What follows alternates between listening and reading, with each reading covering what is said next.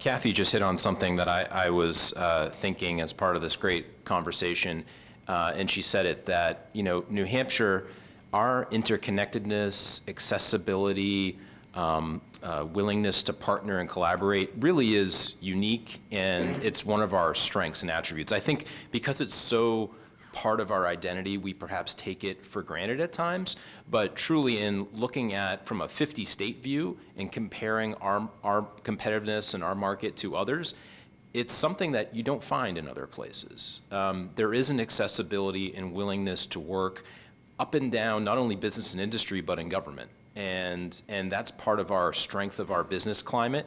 And we need to harness that, promote that, talk about that, and ensure that our business community knows the right pathways to take advantage of that. And this table is a great example of how that's coming. And I think, to pick up on something that Steve said, from a 50-state view standpoint, like stepping out about New Hampshire's overall competitiveness, it's really important that we bring that frame of reference to this conversation and what we're doing. We can't just look at this in a New Hampshire silo. We have to think about how are we leveraging this conversation, what we're doing to attract those jobs, attract talent, attract investment to New Hampshire with our strengths. One of the things I think people would be surprised to learn, including some of our policymakers, to get to your second part of your question, Scott, is that New Hampshire has been a top 10, top 12 state in advanced industry and technology growth over the past 5 years.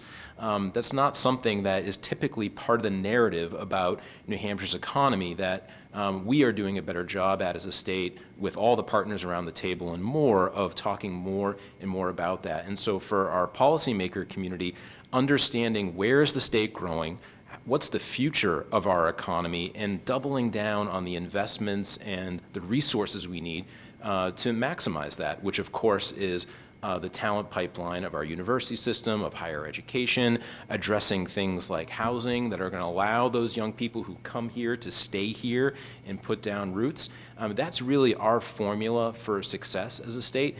And to something Andrea said earlier, that there's limitless potential for growth in these sectors. When you look at the acceleration here in New Hampshire over the last few years, our regulatory environment, the favorability of that, the quality of life, we bring so many attributes to the table that position New Hampshire much better than the rest of the states in the Northeast for growth going forward.